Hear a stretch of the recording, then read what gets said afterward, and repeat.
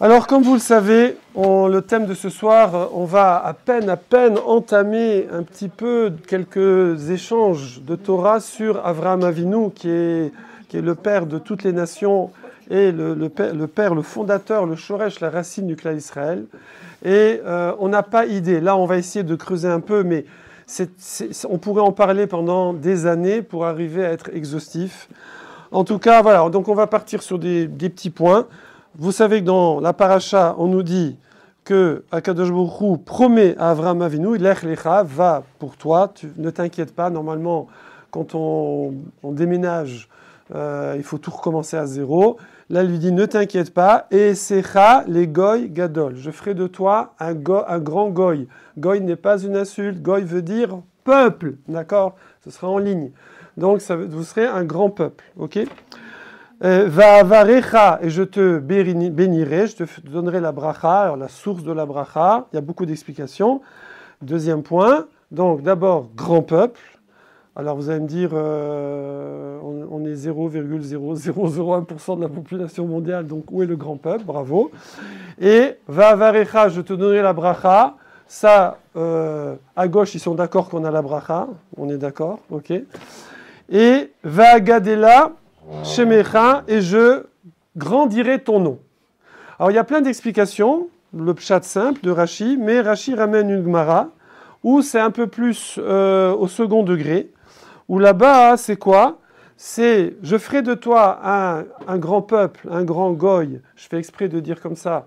Pourquoi? C'est quoi? C'est le fait que dans la Hamida, quand on fait la Hamida, toute la Hamidot de toute l'année, la première bracha, d'accord, qu'on appelle Birkat Avot, on dit Eloké Avraham, Dieu d'Avraham, Eloké Yitzhak, Thomas, et Eloké Yaakov. Je te laisse orchestrer là-bas.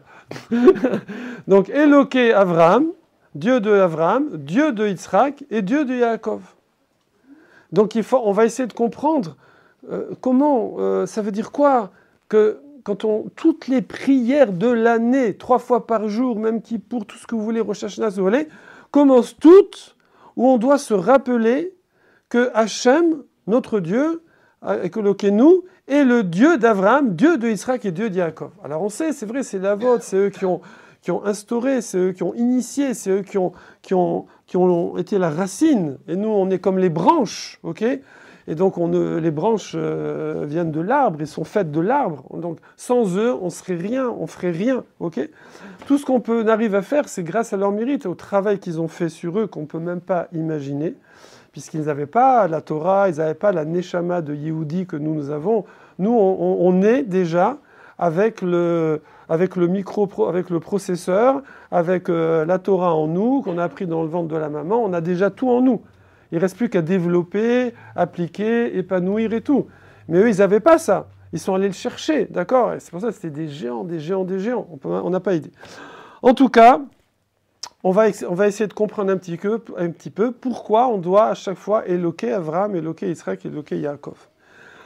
Pour comprendre ça, entre autres, on va voir une Mara aussi, un Midrash, qui dit que le roi David s'est adressé à Hachem, et il lui a dit, Hachem, pourquoi il n'y a pas marqué Éloqué David? Évidemment, ce n'était pas de l'orgueil, hein, c'est comprendre ce que ça veut dire, le roi David. Mais quelle est la demande du roi David? Pourquoi il voulait qu'il marquait Éloqué David, le Dieu de David? Et effectivement, dans Télim, il a obtenu à marquer Éloqué David. On va se dire, c'est lui qui les a écrits, Télim. Non, mais il a écrit ce qu'Hachem lui a dicté, évidemment. Ensuite, on va voir également une explication Anaël, de régler entre les garçons, là,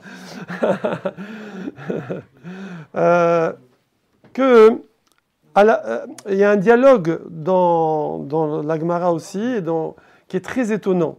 C'est que si on peut dire, Akadosh Baruch Hu Hashem a été, on appelle ça mitpayes, il a apaisé. Il a apaisé. On s'entend là-bas, ah ouais. Il a apaisé Avraham Avinu. Ça veut dire, tu sais, au début de la prière, on va dire Dieu de Avraham, Dieu de Yitzhak, Dieu de Yaakov. Mais la khatima, ça veut dire la signature, la fin de la bracha.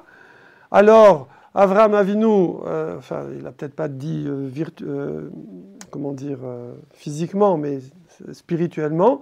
Est-ce que on va signer à la fin, vous savez, dans chaque bracha, il y a le développement, et à la fin, il y a ce qu'on appelle la khatim, la signature, c'est le résumé de la bracha. C'est l'essentiel. D'accord?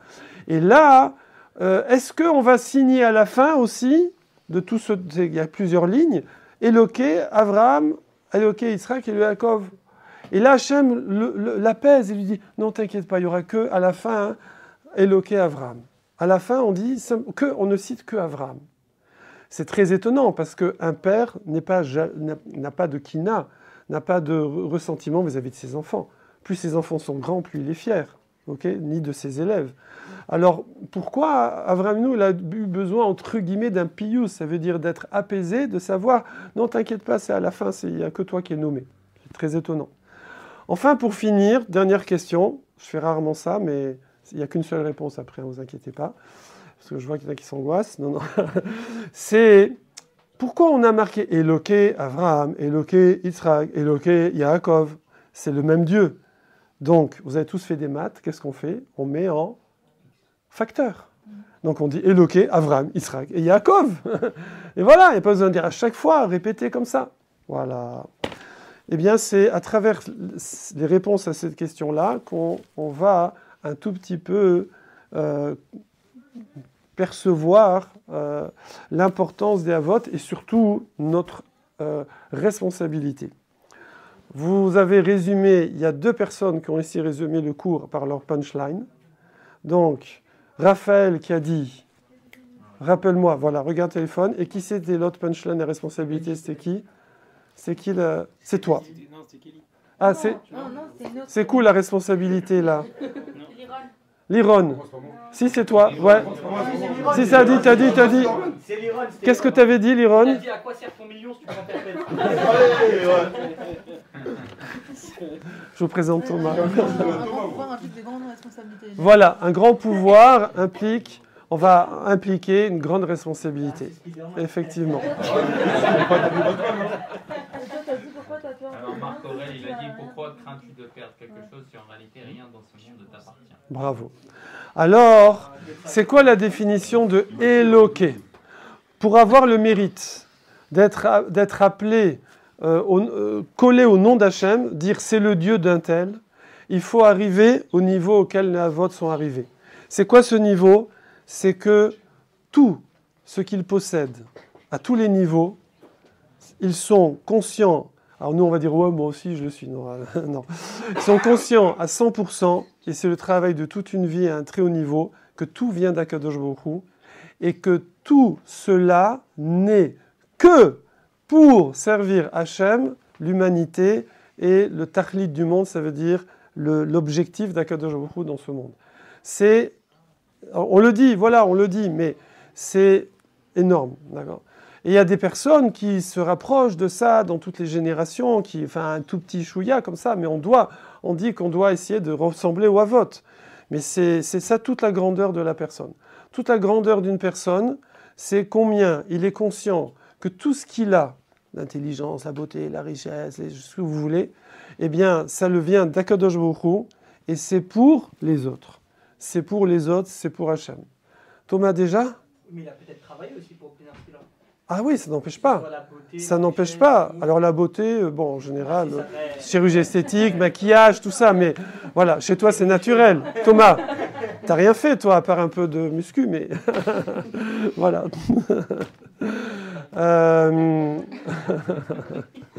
Voilà, mais même si, effectivement, tu as raison, c'est pas forcément... Il y a des trucs un peu cadeaux, hein, il y en a qui naissent avec une bracha... c'est vrai aussi matériel et tout. Il y en a qui c'est qu'une beauté de ouf, c'est vrai. Moi, des fois, j'ai envie de dire, quand je vois quelqu'un de très très beau comme ça, bon, il y en a plein ici, je sais, mais j'ai envie de lui dire, est-ce que tu es conscient? Tu es conscient, Sacha? Mais est-ce que tu te rends compte de ce que tu as?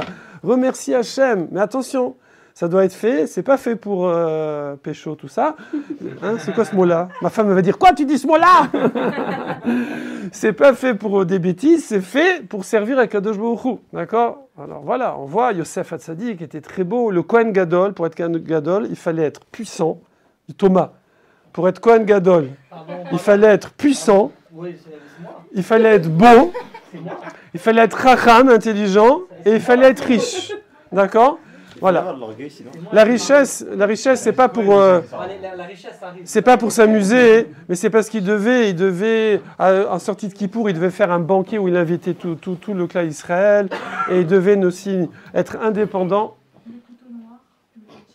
Les couteaux noirs, les petits. Les couteaux noirs, Les petits, ouais. je peux voir comme ça?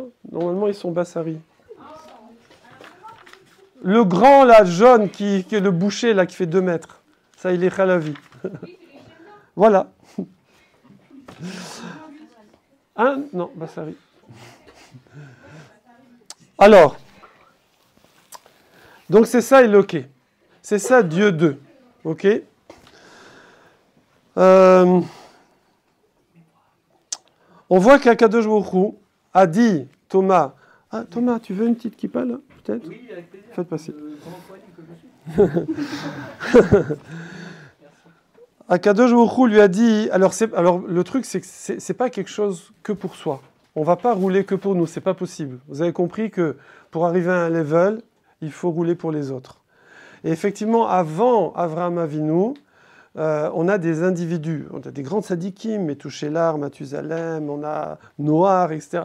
Mais c'est Avraham Avinu qui va démarrer ce pouvoir de diffusion. C'est-à-dire, c'est quoi? C'est arriver à un niveau où toute ta vie, tu la calcules, tu la penses pour les générations à venir, pour ta génération, pour les nations, pour l'humanité et pour les générations à venir. Et effectivement, c'est marqué Yadativ. Hachem, il a dit dans la Torah, il a dit Yadativ, Yedia. Yedia, c'est pas je sais.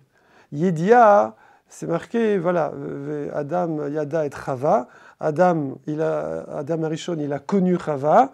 Ça veut dire Chiba, c'est l'amour, l'affection, c'est l'union. Oui, ça veut dire qu'Akadosh Baruch Hu, il dit, moi, je t'ai aimé, je t'ai pris comme la personne que j'aime le plus, et tu vas être la base de tout le clan Israël et des nations, et toute la bracha passera par toi, et tout le tachlit, ça veut dire toute la fonction des nations et de chaque juif viendra de toi. Pourquoi? Parce que j'ai vu que c'est ça ton intention à 100%. Et ça, c'est pour ça qu'à la fin, on signe, et on signe seulement avec le nom d'Avraham Avinu. Parce que même Yitzhak et Yaakov viennent de Avraham Avinu, c'est lui la base de tout. Donc nous, on doit arriver à s'inspirer de Avraham Avinu, essayer de sortir de notre un peu égo, de nombril, et de penser à long terme, de penser, là par exemple,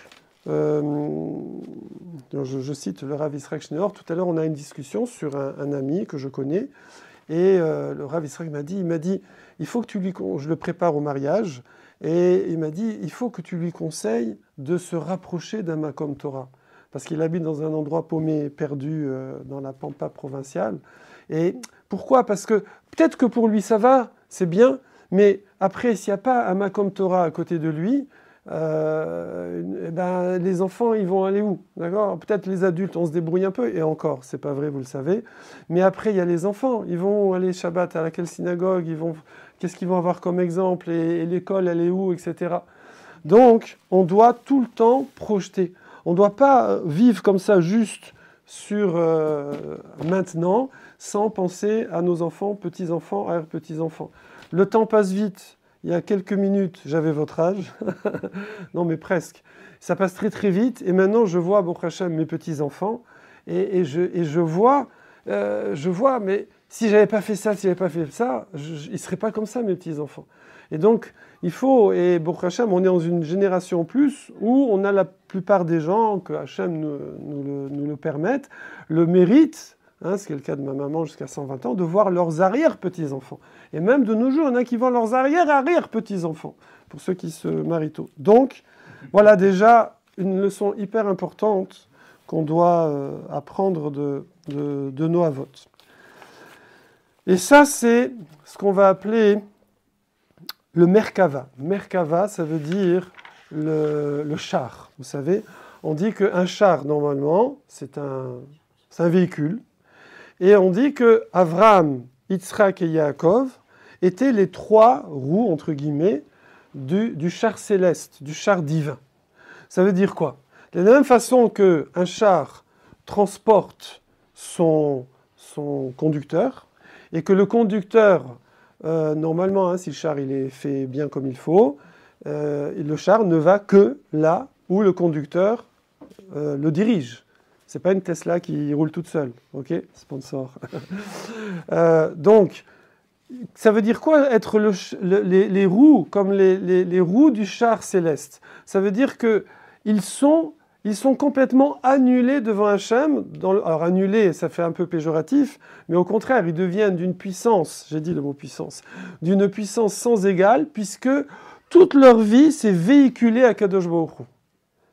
C'est arrivé même, Thomas, à annuler, je sais, mais parce que je sais que tu as ce pouvoir, non, c'est vrai, je rigole pas. Thomas, il sait pourquoi. D'arriver à faire que ma volonté, je la soumets à ce qui est bien. Et eux, leur volonté, ils l'ont totalement soumise à la volonté d'Hachem. Ça veut dire que quand ils pensent que Hachem y penserait pour eux. Vous voyez ce que je veux dire? C'est ça, arriver à ce niveau-là. Alors, ok, on a du mal à réaliser ce que ça peut être, c'est tellement grand. Mais maintenant, comment on arrive à ça? On va juste développer sur Avraham Avinu, mais c'est pareil pour Yitzhak et Yaakov Avinu. Avraham Avinu, chacun, tous les trois, ils vont développer une facette. Il y aura les trois facettes, parce qu'on a besoin des trois facettes. Mais ils vont développer chacun, ça c'est hyper connu, une facette personnelle. Avraham, le chesed. Yitzhak, c'est la gvura, c'est on va dire la rigueur. Et Yaakov Avinu, c'est le Emet. Emet et Yaakov, une sorte d'équilibre entre le chesed et la gvura. Par exemple, si un chesed n'est pas, comment dire, mince, le mot en français, contrôlé, non, équilibré, maîtrisé, truqué par la rigueur, n'est pas... Compensé? Non, accompagné, et alors un mot plus actif, n'est pas nuancé, non, un autre, non, en même temps, régi, non, n'est pas guidé, bon, vous avez compris l'idée, par la rigueur, alors ça peut partir en cacahuète, ok? Pareil, si la rigueur, elle n'est pas... Oh, je l'ai là. Regarde ce que j'ai au bout de la langue. Elle n'est pas... ok, par le chesed, c'est trop dur. D'accord? Il faut trouver l'équilibre entre les deux. Et ça, c'est Yaakov Avinu. Par exemple, je donne un petit exemple tout simple, parce quand même qu'on voit un petit peu pratiquement. J'ai par exemple... j'ai de la famille qui est pas très religieuse ou pas du tout. Ok? Alors la rigueur, ça va être genre, je mange pas chez vous, je vous vois pas, je vous connais pas, je sais pas quoi. D'accord? J'ai peur d'être influencé, j'ai peur de manger un truc, j'ai peur de faire des bêtises et tout. Voilà, je préfère, bye bye, on coupe les ponts. Ok? Ça c'est. Ah, la pizza, pause. Voilà. Alors, maintenant, qu'est-ce qu'on va faire? Il faut trouver l'équilibre. Ça veut dire, je vais essayer de... personnellement, j'ai fait Teshuvah, alors on était très très loin, traditionnaliste light, d'accord? J'étais adolescent, j'avais 14 ans, parce qu'un cousin par alliance est venu toquer chez moi et a mangé dans des assiettes en plastique des tomates et des concombres. Et il est venu et il m'a parlé et il m'a embarqué. Oui, il m'a invité à la yeshiva, il m'a invité chez lui et après on accord. Voilà, exactement. Et je l'ai revu à Strasbourg, à Sukkot. Là, à chaque fois que je le vois, je pars. Voilà. Mon cher Rabbi Avraham. Donc il faut trouver l'équilibre entre les deux. D'un côté, voilà, je vais essayer de m'arranger, mais je vais pas. Il faut trouver à chaque fois. Ça, c'est l'équilibre entre chesed, je ne vais pas non plus y aller puis on lâche tout, et ni non plus la rigueur, bye bye, je ne vous connais pas. Donc on va trouver entre les deux et c'est un travail. Bon, c'était un petit exemple comme ça. Maintenant, comment on arrive à ça? On arrive à ce niveau par du training. Comment on s'entraîne? Training, c'est français maintenant. Il faut avoir un... Thomas, il faut avoir un mindset d'être capable de sortir de sa comfort zone. Puisque on voit qu'Avraham Avinu, la plupart, les 10 nissionotes, les 10 épreuves, ouais, les challenges, eh bien, c'était contre nature. Oui, il devait chasser Agar, alors que c'est le chesed. Chasser son fils Ishmaël, c'est le chesed. Il devait faire partir Lot, séparer de Lot, c'est son neveu. Il devait prendre son fils et le charton, oui, c'est son fils, Yisraël. Dire Akadosh Baruch Hu, à chaque fois, il a pris un contre-pas, à contre-tendance, à contre-nature. Parce que c'est là, quand tu sors ta zone... Alors évidemment, attention, je n'ai pas dit qu'il faut faire ça tout le temps, parce que c'est très fatigant, mais c'est ça qui construit. C'est-à-dire que les épreuves, c'est ni sionote, ni sayon. Thomas, note si tu veux. C'était la question, c'était fait pour l'endurcir. Non, bravo. Les nisyonotes, ça vient de nosé qui veut dire élevé, porté. C'est ascenseur. Le mot nisayon, épreuve, en hébreu ne veut pas dire épreuve, il veut dire ascenseur. Il veut dire monter. Pourquoi ? Parce que c'est quand on se confronte à la réalité, et pas juste dans sa tête comme ça, et bien quand on se confronte à l'acte, à la situation réelle, c'est là qu'on se transforme. C'est pas pour vérifier, c'est pas un test, l'épreuve. C'est pas comme un examen où je veux voir est-ce que tu sais ou tu sais pas. Quand je fais, je me transforme. C'est la définition du training, de l'entraînement pour les francophones. Donc, et cet entraînement, il doit être fait. Alors c'est pour ça. Alors maintenant, toujours à chaque fois, je tire notre leçon pour notre vie quotidienne. Quand ça va dans votre sens, allez-y, profitez, on prend des forces, on y va, on avance. Aussi, il faut le faire. Mais quand ça ne va pas dans votre sens, kiffez de surmonter le truc. Surtout, au contraire, au lieu de partir en courant de l'autre côté, dites-vous, waouh, occasion de grandir. J'y vais, j'attaque. Je vais surmonter ça, et c'est là souvent les meilleurs moments, les moments vraiment où on sent qu'on a pris des virages dans la vie, où c'était difficile peut-être, et c'est ça qui nous a fait faire des bonds, des boosts, d'accord ? Comme la nitro, là, vous savez, sur les petites voitures, là. Ouais ? Je regarde ceux qui jouent aux jeux vidéo. Ok. Alors, les voitures, il y a nitro, boum, voilà. Bon, moi, ça fait au moins 30 ans que je n'ai pas regardé une vidéo, mais voilà, je me souviens encore de la nitro, le boost. Autre point, donc, premier point, c'était quoi ?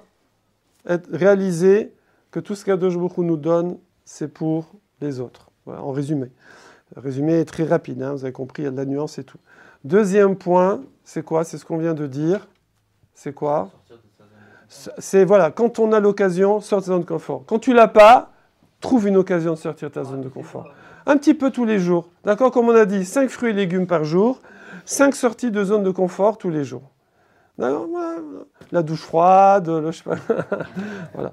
Ensuite, troisième point, on voit que, vous savez que quand Hachem a dit à Avraham Avinu de faire la Brit Mila, alors Avraham Avinu est allé voir des amis, leur demander conseil, il y a beaucoup d'explications là-dessus, mais on voit qu'il y a eu, alors il y a des explications, il y a le pshat simple comme ça, il y a des explications très très très profondes, mais en premier niveau qui est déjà pas mal du tout, si je puis dire, Avraham Avinu a eu une crainte. Même si ça ne se voit pas, vous m'avez compris, même si ça ne se voit pas, Avraham Avinu, où toute sa vie, c'était de rapprocher les gens à Hachem, de diffuser la grandeur du nom d'Hachem, il a dit, attends, si moi, je change mon corps, même si c'est... Bon, c'est pas un détail, parce que c'est montrer vraiment que dans la vie, il faut savoir se freiner, il faut savoir contrôler, etc. Okay ? Si je fais ça, je ne serai plus comme les autres personnes. Et donc, les gens ne vont plus venir vers moi. Ils vont dire « Ah oui, non, mais celui, c'est spécial, lui, il s'est fait la Brit Mila, carrément, pour vous dire. C'est fini. » Les gens ne vont plus, je ne vais plus pouvoir les rapprocher. Or, on sait qu'Avraham Avinu, c'est marqué qu'il a fait des Neshamot, et Sarah des Neshamot. C'est-à-dire que les gens se sont convertis, entre guillemets. Il n'y a pas juif, pas juif. Tout le monde est fils de Noir à l'époque. Mais on reconnu Hachem. On reconnu Hachem avec les 7 mitzvot, les Noachid, etc. Et donc, il a dit... Si jamais, moi j'étais comme eux, si maintenant je me différencie dans ma chair comme ça, c'est fini, les gens ils vont dire ok, bon non, moi oh, c'était gentil, mais voilà, non, j'ai pas envie. D'ailleurs, j'ai un de mes amis qui s'est converti, mais il avait un peu la pétoche, la vérité. Et quand il a fallu y passer, parce que c'est pas un bébé à qui il peut rien dire. Et en plus, moi j'ai eu la brit mila de mon petit-fils, d'un de mes petits-fils à Strasbourg il y a quelques semaines. Il a pleuré moins que quand il a faim. Il a pleuré moins que quand... mais vraiment, il a pleuré 3 secondes. Au moment de truquer, il a fait... Ouah, on lui a mis le petit bout de tissu avec un peu d'eau sucrée dedans, et ça, c'était fini.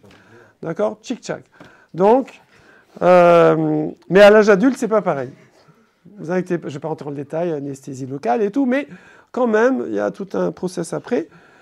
Donc, les gens risquent, alors même, c'est même pas le problème, mais les gens vont dire, ça y est, c'est un autre monde, moi j'appartiens, c'est pas à mon niveau. C'est pas à mon niveau, ils vont s'éloigner.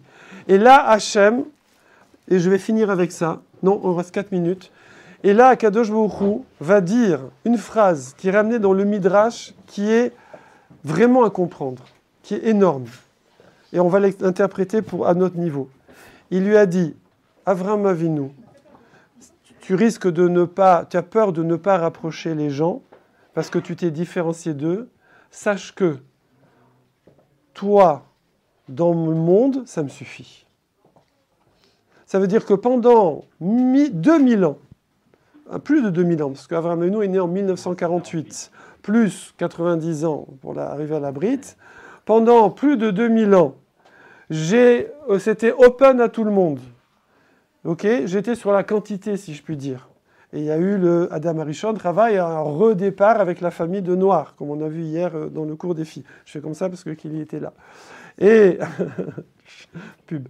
Mais maintenant, pour l'humanité, il me faut des leaders.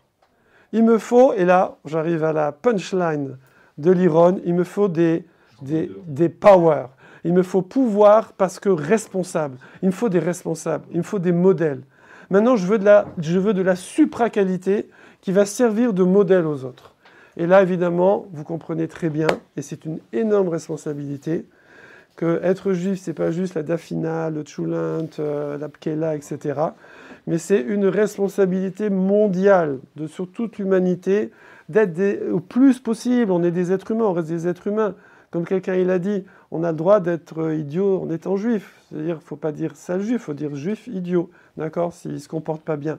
Mais on a cette responsabilité universelle. On doit arriver à ça, on représente Akadosh Baruch Hu.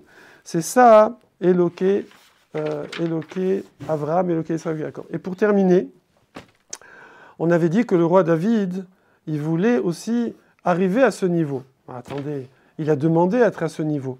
D'ailleurs, quand il a demandé, vous savez ce qu'il lui a répondu Hachem? Parce que le roi David est beaucoup de générations après les Havot. Il y a Avraham, Israël, Yaakov. Après, il y a les 12 fils de Yaakov. Après, il y a les 210 ans d'exil en Égypte. Ensuite, il y a Shmuel, il y a Shaoul, et après, il y a le roi David. Donc, il y a 450 ans. Voilà, bravo. Un demi-millénaire à peu près. Un demi-millénaire d'écart, oui. En plus, le roi David, lui, Avraham avant Avraham, il n'a pas hérité. Il n'y a pas d'Avraham avant Avraham. Mais lui, le roi David, il descend de Avraham, Isaac, Yaakov. Donc, il profite déjà de leur level, de tout leur travail comme nous. Oui. Et là-dessus, le roi David, Hachem lui dit, regarde, je vais te donner l'occasion de faire ça. Je vais te donner le challenge, le nisayon, donc le training, pas l'épreuve, pas le test. Je vais te donner le training qui va te donner l'occasion de t'élever à ça. Mais, tu sais, pas comme eux. Je vais te faire plus facile. Parce qu'on a aussi, les générations, elles ont baissé. Moi, je te préviens. Eux, ils n'étaient pas prévenus. Et en plus, je vais te dire dans quel domaine c'est. Et il lui a dit dans quel domaine ce serait, mais je ne vais pas développer ça parce que ça, c'est un autre cours. Et il lui a dit dans quel domaine. Eux, ils ne savaient pas dans quel domaine ça allait être. Et le roi David a réussi cette épreuve-là. C'est très compliqué à expliquer, mais on fera une autre fois. Et du coup, il est aussi arrivé à être la lignée de tous les rois de Yehuda et du Mashiach à la fin. Donc, pourtant, le roi David, il en a eu des épreuves avant. Vous savez qu'on croyait qu'il était d'une union incestueuse. Donc il a été mis de côté. Pourquoi il était berger? Vous savez, je ne vais pas développer, on creusera une autre fois. Mais parce qu'il croyait qu'il venait de la mère de ses frères, mais pas de son père. En vérité, c'était son père, son vrai père, mais il ne savait pas. Donc les gens l'ont mis de côté. Quand le roi Shmuel est venu couronner, Hachem lui a dit « Va, Ishaï, il y a un de ses fils, c'est le futur roi. » Il est venu, il a Euridé le premier. Il a dit « C'est lui ?» Il dit « Non. » Hachem lui a dit « Non. » En prophétie. « C'est lui ?» « Non, non, non, non. » Ishaï dit « Ça y est, j'ai plus de fils, moi. Tu m'as fait tous mes fils. » Tu as dit « Non. » Et... Bon, après, il y a le fils de ma femme, mais c'est... Amen, fais voir. Oui, eh ben, c'est ton fils et c'est lui le roi David. Et après, il a souffert avec Shaoul. Shaoul a voulu le tuer pendant combien? Après, il a souffert avec ses frères aussi. Il a souffert avec ses enfants, avec certains de ses enfants qui ont voulu le renverser. Donc, comment, avec tout ce qu'il a souffert, il n'est pas arrivé au niveau? Alors, quand je dis souffert, vous avez compris que training, en training, ça passe toujours par des efforts. Hein. On dit souffrance en français, mais c'est forcément des épreuves. Avraham, Isaac et Yaakov aussi ont eu des épreuves. Alors, le mot souffrance est péjoratif. Parce que quand vous abordez une situation qui n'est pas fluide, facile, agréable, dans le sens, comme je dis, c'est-à-dire sortie de zone de confort, si vous l'abordez, si vous retenez que de ça, c'est extraordinaire pour notre vie quotidienne, si vous l'abordez en subissant, alors oui, ça fait mal, et on souffre. Mais si vous l'abordez, comme on dit, les Français disent, je ne sais pas d'où ça sort, en prenant le taureau par les cornes. Si vous l'abordez en disant « belle occasion, j'y vais à fond et je vais réussir ça », eh bien là, vous ne subissez pas. Là, même dans l'effort, vous kiffez. Et on a tous connu ça. On a tous connu des situations où on fait un effort, on pensait qu'on n'était même pas capable de le faire, et ça vient, on y va, on fonce, on le fait, et là on dit... Mais c'est un dingue. C'est presque là où je me sens vivre. Alors attention, je vous rassure quand même, il ne faut pas demander des épreuves. Hachem, il les donne tout seul. Okay, voilà ce que je voulais partager avec vous. Il y a encore beaucoup de choses, mais c'est l'heure et on a faim.